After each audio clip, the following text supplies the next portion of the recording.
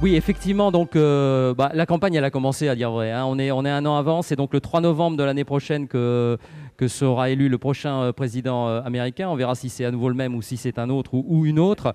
La primaire démocrate a quasiment, enfin la campagne est en cours. Le premier vote de primaire, ça sera le 3 février prochain dans l'Iowa. Donc autant dire qu'on est en train d'entrer dedans à plein. Et c'est vrai qu'on a l'impression qu'on est confronté d'ores et déjà à un déluge de fausses informations. Mais pour prendre le sujet un peu à rebours, peut-être j'ai envie de me tourner pour commencer vers Thomas Knegarov. Est-ce que c'est si nouveau que ça finalement? Parce que franchement, les fausses infos dans l'histoire, dans les guerres, dans la politique, dans les campagnes électorales, on pourra en faire un chapelet, je veux dire. Oui, c'est vrai. En tout cas, les rumeurs, les fausses informations, mais les fake news, c'est quand même très spécifique. Les fake news, en fait, c'est marrant comment un terme inventé quasiment par Donald Trump pour critiquer les journalistes s'est transformé comme l'expression même du mensonge en politique, y compris de la part des politiques, alors que pour Trump, les fake news étaient la presse qui ne cesse de mentir pour l'affaiblir parce qu'elle a un agenda idéologique qui est de le dézinguer et de ne jamais avoir accepté le résultat de l'élection en 2016. Donc c'est un peu différent des mensonges de l'histoire. Alors bien sûr, on n'a pas le temps ici de faire une histoire de la propagande au XXe siècle et même avant, mais on est un peu dans ce genre de choses, avec une différence peut-être, je crois une différence de sens et même peut-être de nature, de degré et de nature, qui est, je crois, que les fake news aujourd'hui dépassent et de loin la simple rumeur ou même le simple fait de propagande, dans la mesure où on est en train de perdre tout simplement la vérité. C'est-à-dire qu'en réalité, et je crois que c'est ça le triomphe finalement d'un Trump, c'est de nous avoir fait disparaître le réel, d'avoir remplacé les faits par des opinions, et de dire, Donald Trump pourrait être là face à nous, et je lui dirais, c'est des lunettes.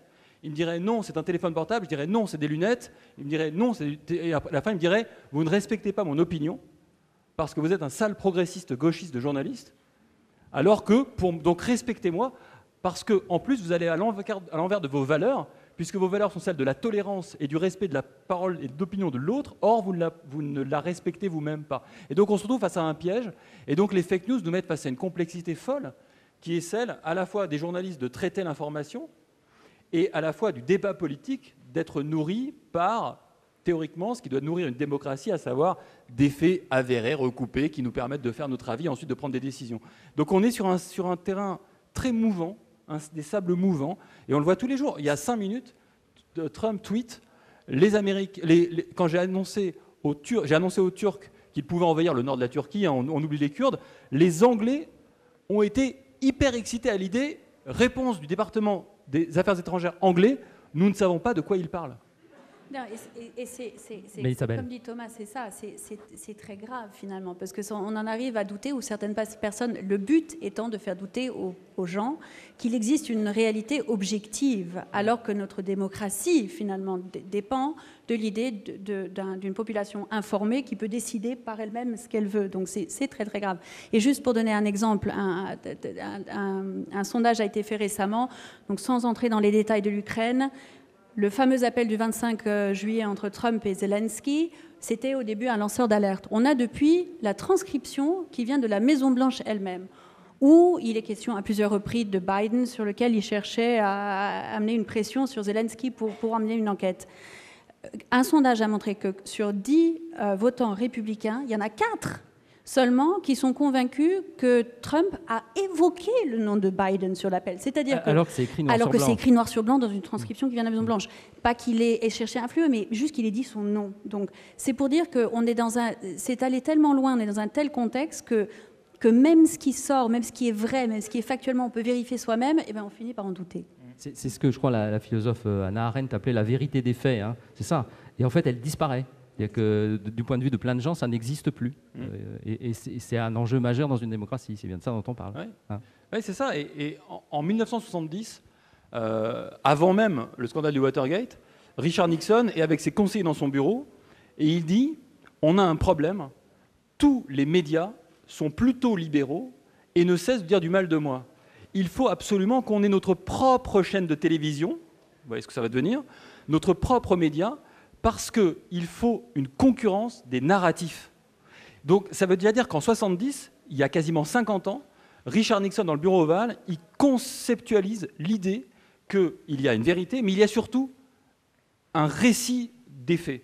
Et il dit, si on arrive à opposer un contre-récit, des gens ne le croiront pas, mais des gens le croiront. Et il dit, il faut choisir la télévision, parce que la télévision, c'est le média où les gens sont les plus fainéants et les flemmards, et quand ils regardent la télévision, ils ne réfléchissent pas, et donc ils prennent l'information. Vous remplacez télévision par Twitter, on a à peu près ce qui se passe aujourd'hui. Et un de ses conseillers était donc Roger Ailes, qui a été voilà. central à Fox News, et c'est exactement ce dont on parle.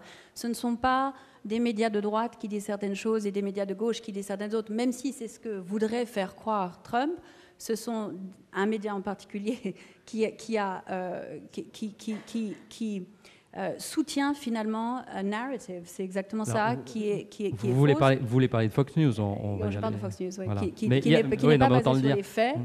Et contre des médias qui essaient encore de faire leur travail journalistique. Donc, et à l'époque de Watergate, je crois que le chiffre était 72% de la population américaine avait confiance dans les médias. Aujourd'hui, ou en tout cas en 2016, c'est le dernier chiffre que j'ai en tête, c'était autour de 30%. Donc imaginez un petit peu la bataille qu'il faut livrer pour essayer de dire la vérité et de se faire entendre aujourd'hui. Alors, on va prendre quelques exemples, parce qu'effectivement, c'est vrai que la particularité du président américain, c'est qu'il distille de la fausse information à la louche. Enfin, je veux dire, c'est industriel, si je puis dire. Donc, on va prendre juste un exemple. Grégory Phillips, vous allez peut-être pouvoir nous le commenter. Je ne sais pas si on peut le voir. On en a choisi un, mais on pourra en choisir plein d'autres. On a choisi un tweet du 27 septembre, je crois justement toujours relatif à ce fameux échange sur l'Ukraine. Je ne sais pas si on va pouvoir le voir à l'écran tout en regardant Grégory Phillips, mais en gros, dans ce tweet, Trump dit que le fils Biden a volé des millions et des millions en Ukraine, et aussi en Chine d'ailleurs, soit dit en passant. Et là, par exemple, voilà, c'est un exemple tout simple parmi tant d'autres. C'est juste faux, en fait, Grégory, c'est ça, c'est faux. Ouais. Oui, c'est faux. Enfin, ça n'a pas été avéré ni par la justice ukrainienne, ni par les enquêtes de la presse, etc. Donc il y a effectivement la diffusion de cette fake news, terme inventé effectivement par Trump. Il y a un autre terme, je trouve, qui marque cette administration, c'est les faits alternatifs. Vous vous souvenez, c'était presque dans l'œuf de cette présidence. Le jour de l'investiture de Trump, on compare les foules avec celles d'Obama, et un porte-parole de la Maison-Blanche dit non, mais c'était la foule la plus importante qu'on ait jamais vue à une inauguration sur le Mall, et cette porte-parole évoque le terme de faits alternative facts. Et depuis que Trump est à la Maison-Blanche, on a effectivement ces faits alternatifs que l'administration diffuse. Alors par exemple sur Twitter, et c'est très important évidemment, Trump a je crois 56 ou 57 millions de followers. Sur Facebook aussi, il faut voir que sur cette affaire ukrainienne et cette procédure d'impeachment qui a été inaugurée, lancée par les démocrates, l'administration Trump et en tout cas son équipe de campagne pour 2020 dépense des millions de dollars déjà sur Facebook avec des publicités du même type pour dire Biden est corrompu et a touché des millions de dollars de la part de Kiev. Je crois que depuis 10 jours, Trump 2020 a dépensé déjà 2 millions de dollars sur Facebook pour diffuser cette publicité qui s'appelle Biden corrompu. Donc il y a cette diffusion voulue, déterminée et avec pas mal de moyens de ces faits alternatifs qui émanent du plus haut niveau du pouvoir. Ça veut dire par exemple, Grégory, que par exemple vous dans votre compte Facebook, dans votre boîte, vous recevez des publicités de ce genre? Non, mais je suis inondé de ces publicités parce qu'évidemment je me suis inscrit pour suivre un peu tous les candidats comme un kidam moyen à leur liste de diffusion, pour avoir la liste des meetings, etc. Je suis inondé de mails, de publicités sur mon groupe Facebook et même de textos sur mon téléphone où je reçois des textos de Donald Trump qui me dit Biden a touché des millions de dollars de la part de l'Ukraine, soutenez-nous face à cette chasse aux sorcières historique. Et la diffusion de ces fausses nouvelles arrive sur tous les supports qui me concernent. Et puis il y a un chiffre moi qui me marque, c'est que évidemment on parle des efforts des médias traditionnels, de CNN, du New York Times, du Washington Post, etc. Mais quand on discute avec les Américains qui ne sont pas à Washington, qui ne sont pas à New York, qui ne sont pas à Los Angeles, Facebook ou les réseaux sociaux sont quasiment la première source d'infos. C'est-à-dire que 55% des Américains s'informent d'abord sur Facebook. Donc c'est là aussi que tout se joue et les équipes de campagne, c'est d'ailleurs la même chose pour les démocrates, l'ont très bien compris. point important là, Thomas Negerov, parce que vous évoquez effectivement toute la stratégie post-Nixon des Républicains, avoir une chaîne de télé, etc. Alors il y a Fox, il y a d'ailleurs d'autres endroits, il y a Breitbart, il y a des choses comme ça. Mais il y a surtout les réseaux sociaux, c'est surtout là où c'est en force, et Facebook en tête probablement. Oui, n'étant qu'un diffuseur, mais c'est vrai qu'on est... ça c'est bien théorisé depuis quelques années maintenant, sur l'information en silo. Les algorithmes sont ainsi pensés qu'on ne reçoit que des choses qui vont renforcer votre propre opinion. Donc on n'est pas dans un débat d'idées. Alors il ne faut pas non plus fantasmer un passé où on discutait avec des gens qui étaient d'autres bords, etc. Les gens qui lisaient Libé dans les années 70, ils ne lisaient pas le Figaro. Donc il ne faut pas non plus exagérer ça. Mais aujourd'hui, c'est renforcé encore, y compris dans des mensonges, y compris dans des segmentations. Mais en 2016, il y avait une information qui était passée un peu inaperçue, mais qui était fondamentale par rapport à ce que dit Grégory. C'est que dans les comtés dans lesquels la presse locale avait disparu par la crise de la presse, c'est là où Trump faisait ses plus gros scores. Et il y en a beaucoup. Et il y en a beaucoup. Donc il y a vraiment un lien entre la crise de la presse papier traditionnelle et l'émergence des fake news qui sont devenues industrialisées. Et encore, n'a-t-on pas vu arriver les deepfakes ? Parce que les fake news, ça reste encore celui qui émet un mensonge, on le croit, on ne le croit pas. Mais quand il y aura la preuve du mensonge, parce qu'on aura, par la technologie, fait parler... Ça arrive, hein, ça arrive, bien sûr. Mais quand on va l'utiliser dans les campagnes, quand on entendra Elizabeth Warren insulter les riches, par exemple, or, ça ne sera pas arrivé, mais ça sera mis dans sa bouche, qui va aller ensuite vérifier ? Donc nous, on pourra tous dire, on va faire des vrais du faux, on va faire des chroniques, etc. Mais le type dans l'Alabama qui recevra ça, il ne va pas les vérifier, puisque ça va nourrir ses certitudes. Et c'est là où on en vient au problème démocratique majeur, c'est que les fake news fonctionnent parce qu'elles nourrissent les certitudes de ceux qui les reçoivent. Et donc on est dans l'absence du débat d'idées. Et sur ça, sur les deepfakes, je lisais que par rapport à décembre dernier, on parle d'une hausse, alors c'est difficile à comptabiliser, c'est difficile de tout les trouver, mais les engins qui s'occupent d'essayer de comptabiliser ça, vous voyez une augmentation de 84% depuis décembre dernier, c'est énorme. Mais juste pour revenir là-dessus, c'est vrai que, et pour revenir à ce qui était dit à l'instant, c'est vrai que la façon dont on consomme l'info a tellement changé que par exemple, nous, ça a été une des grandes campagnes de ces dernières années, justement, de créer du contenu pour Facebook, etc., pour essayer d'être au moins sur les médias par lesquels les gens reçoivent leur info. C'est-à-dire que la nouvelle bataille, elle est là. France Info, je sais, le fait beaucoup. L'idée, c'est de pouvoir, par Instagram, par Twitter, avoir le contenu adapté aux plateformes en question, justement, puisqu'elles étaient monopolisées, elles étaient dominées par du contenu qui n'était pas forcément celui des grands médias, avec tous les avantages de ces structures derrière qui permettaient de les valider ou pas. Sauf Grégory Phillips, que sur ce terrain-là, donc des réseaux sociaux, Donald Trump a une longueur d'avance quand même. Oui, c'est un champion de Twitter, évidemment. Enfin, on le voit là avec cette histoire d'impeachment.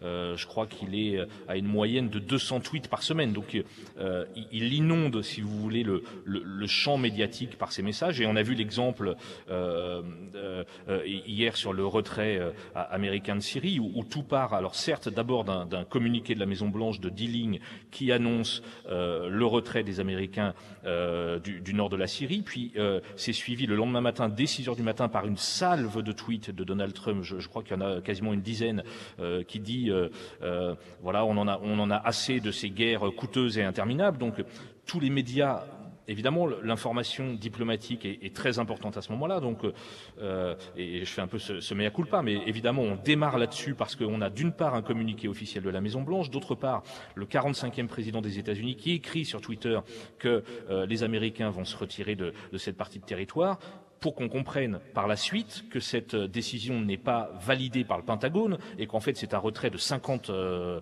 membres des forces spéciales et qu'en fait on n'est pas du tout sur la situation qui avait été décrite quelques heures plus tôt par l'administration. Donc vous voyez, ça nous oblige et parfois ça nous piège. C'est-à-dire que Trump, avec ses tweets, avec ses messages, peut aussi attirer l'attention médiatique et c'est très compliqué parfois de s'en extraire ou en tout cas de prendre le recul nécessaire pour essayer d'avancer. Alors, j'aimerais justement qu'on parle de ce thème du piège. Vous savez que les grands médias américains, notamment le New York Times, le Washington Post, ont mis en place un tracker en fait des mensonges, ce qu'ils appellent les mensonges de Donald Trump. Je sais pas, on a un visuel, je ne sais pas si on va le voir, mais c'est pas grave si on ne le voit pas. En fait, selon, je crois, le dernier décompte du Washington Post, on en est à 12 000 mensonges de Donald Trump en 1000 jours de présidence, à la louche, un truc de genre, un petit peu plus. Enfin, vous voyez, ça fait 12 par jour, c'est ça que ça veut dire. Mais est-ce bien utile, en fait ? Est-ce que ça sert à quelque chose ? Mélissa Bell. Est-ce que ça... ces tweets ? Oui, enfin, de faire ce recensement. Est-ce que, à la limite, c'est pas contre-productif ? Vous voyez ce que je veux dire ? Non, ce qu'il faut, c'est réussir à trouver la bonne distance, comme disait Grégory, le bon recul. Forcément, on est face à une présidence comme aucune que nous n'avons connue auparavant. Et une des sous-histoires dans l'histoire, c'est le tempérament de Trump, comment il fonctionne, comment ses conseillers autour de lui arrivent ou pas à le contenir. Donc forcément, on fait attention à ce qui est sur Twitter parce qu'on a un accès direct à ce qui se passe dans sa tête. Donc c'est un élément important, clairement. Je pense en même temps on a digéré un petit peu la chose et aujourd'hui, Trump peut tweeter, on saute pas forcément dessus.